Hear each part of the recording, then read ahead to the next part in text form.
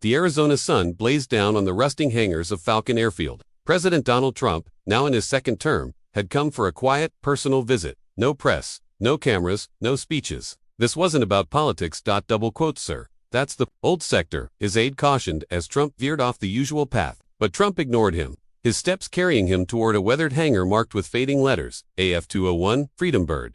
Inside rested an aging C-141 Starlifter, long retired. Its wings sagged with age, its paint cracked and peeling. Yet something about the aircraft held his attention. Near the cockpit, a plaque read, dedicated to the final flight crew, 1975. One name caught his eye: Lieutenant Jackson Cole. The name tugged at his memory. Trump climbed the ramp, dust swirling in the hot, still air. The interior was empty, but history lingered in every corner. Scratched initials, worn cargo straps, faded notes, still pinned to the walls. Near the back, he found a row of lockers. Most were bare, but one remained sealed. It bore the name, Crew Chief J. Cole. Trump's thoughts drifted back to a letter he had once received years earlier from a woman named Anna Cole. She had written about her father, Lieutenant Jackson Cole, in his final mission aboard this very plane. At the time, Trump had set it aside, buried under the noise of politics. But standing here now, he felt it wasn't chance that had brought him back to this aircraft. He sat on an old crate, reached into his coat, and pulled the letter from his pocket. Somehow, he had kept it all this time. Dear Mr. Trump, my father, Lieutenant Jackson Cole, flew his last mission in the C-141, known as Freedom Bird. He never returned from Vietnam, but he left something inside that plane, a message he said must be read by someone who still believes in America's soul. He believed that person was you. Trump's hand rested on the locker handle. It was time. With a firm pull, the lock gave way, revealing a metal box embossed with the Air Force emblem. Inside were a folded flag, a bundle of photographs, and a worn leather journal marked JC. A note lay on top. If you are reading this, I'm gone. But I hope someone still cares enough to listen. This isn't just my story. It's the story of every soldier who gave everything and was forgotten. Trump lifted the journal, the smell of old leather and dust filling the air. His chest tightened. He turned the fragile pages. July 17, 1975. Final evacuation flight, Vietnam. I don't know if anyone will ever read this. Today, we lifted 57 wounded and 2 orphans from Da Nang. One, a little girl named Lynn, gave me a plastic flower. She said, "Please take me where the sky is safe." I told her, America will be that sky. Trump paused, the words pressing against him. He had seen statistics and reports, but this was different. This wasn't numbers. This was faces, lives. The journal told of small acts of courage: sharing rations with children, comforting the terrified, shielding the wounded with his own body. They told us not to look back. But how could I not? I left my soul in that sky. Trump turned the page. Something slipped out: a cracked plastic flower, faded and brittle with age. He bent down, picked it up, and held it in his hand. If this flower survives, maybe her dream did too. Please, if you can, find her. She only told me her name, Lynn. Trump closed his fist around the flower. He had met kings and CEOs, generals, and allies, but none of them had reached him the way this quiet soldier just had. He stepped out of the aircraft, journal in hand. His aide hurried over, puzzled. Cancel the next meeting. Trump ordered, I need research on a Vietnam evacuee named Lynn. She would have come out on the final flights of 75. Mr. President, the aide began.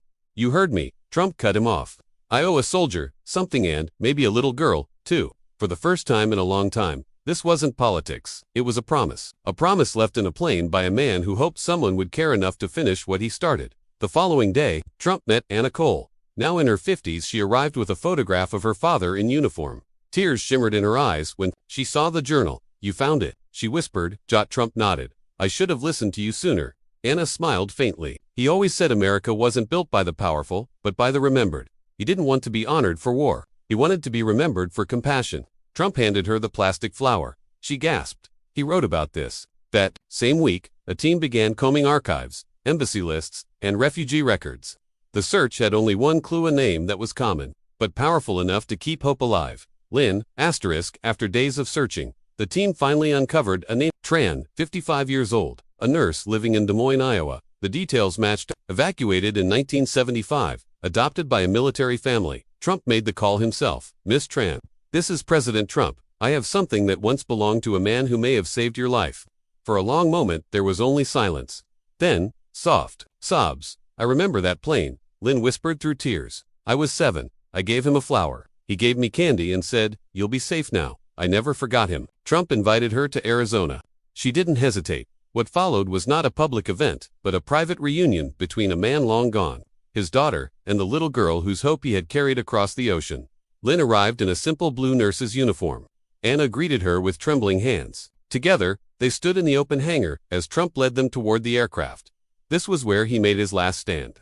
Trump said softly, "He never came home, but somehow, he made sure you did." Lynn placed her hand on the aircraft's faded metal. "I always thought angels had wings," she said. "I didn't realize some had engines."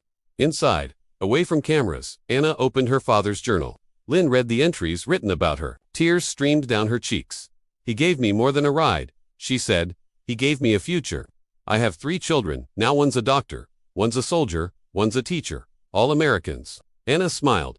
Then his mission is complete. Trump remained silent, his chest heavy with emotion. Patriotism, he realized, wasn't always loud. Sometimes it was a whisper inside an old plane.